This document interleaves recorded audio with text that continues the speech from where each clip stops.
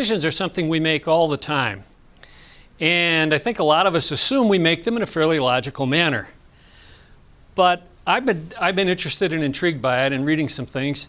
And I came upon a discussion that I think will be very interesting to all of us. And that's how we have certain biases that impact our decision making. Now, logical decision making is pretty straightforward. I mean, if you see an item, the exact same item in two different stores at the same price, logic suggests you're going to buy the one that's at the lower price. If you're thinking of climbing a hill and there's a worn path that's rocky and looks dangerous and there's a set of stairs, well, the difficulty, it would be logical to avoid that difficulty, wouldn't it? And so most of us would probably say, well, you know, I probably could climb up the path, but I think I'll take the stairs.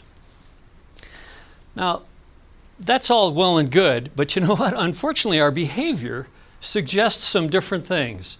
It suggests that actually we behave otherwise. When you come to, oh, well, I apologize for my stoplight that you can't see the dark yellow and the dark green and the dark red. But when you come to a yellow light every day, or as you drive, you know, there's a decision there, isn't there? Should you stop or should you go? Now, economists are the one who sort of nailed down the concept of logical decision making because they want to predict what we're going to do and predict how things happen. And this is their definition. And if you'll excuse me, I'm going to read this because I think it's important that we get this verbatim. Economists depict individuals as rational decision makers. By that, they mean that individuals collect a lot of information, examine a wide variety of alternatives, and then make the decision that maximizes our personal satisfaction. Now, this is a quote from Michael Roberto, who is a professor who's really studied decision-making at great length and written several books on the subject. However, there are these cognitive biases that get in the way of that logic that's so straightforward. One of them is overconfidence. You know, we do things enough times, we feel like, well, we're pretty good at that. Another one is the sunk cost effect. If you spend a lot of money to accomplish something, spending a little bit more to get there seems logical. Or perhaps it's time. You've worked so long and so hard, and you've only got one more course before you get your degree. You're going to keep going, even though perhaps you've just figured out that getting the degree doesn't mean that much to you anymore. And then there's recent experience. Recent experience suggests that if we've done this before and we've done it successfully, well, we can do it again, right? Seems like that seems logical to me. So here's logic, and yet it's reinforcing our cognitive biases. So let's take an extreme example. 1996 on Mount Everest, a bunch of climbers made some really bad decisions. There were two fellows who were leading the climb, Scott Fisher and Rob Hall, and a number of climbers who had purchased the opportunity to climb and summit Everest with them. Hall and Fisher and 3 of their clients died on the mountain. Now, climbing Everest was at one point in time something that was totally unique and only a few people on Earth could get away with doing it. Not so much anymore. As you can see from this picture, the number of people who were climbing up to a base camp is a pretty astounding thing.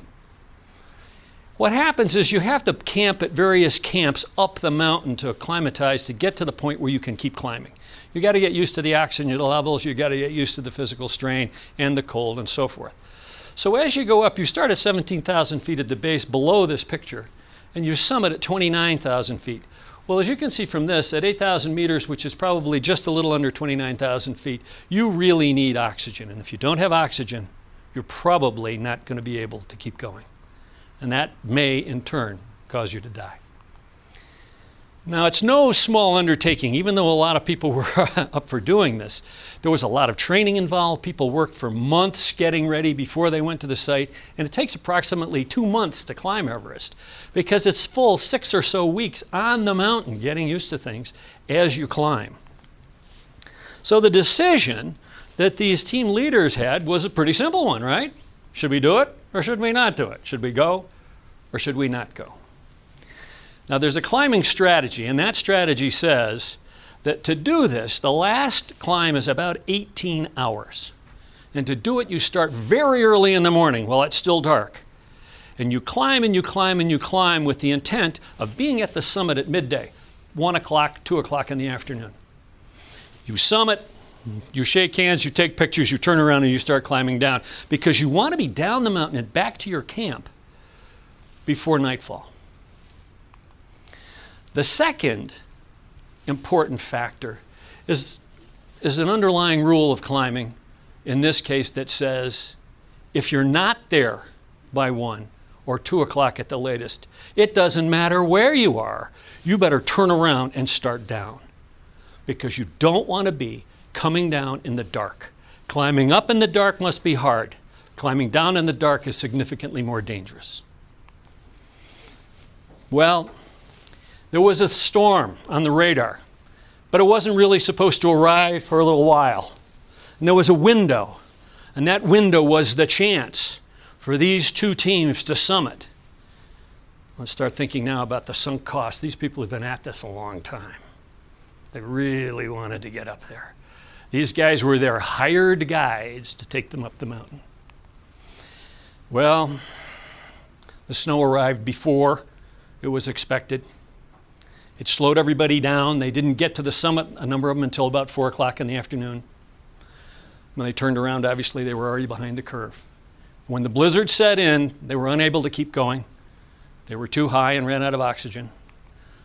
And it's not entirely clear what happened, but 5 of them died. Overconfidence.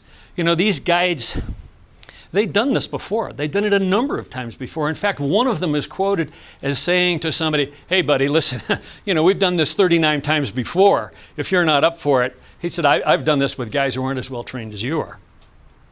This is not, we got the big E handle, says Rob Hall. And then there's the sunk cost effect.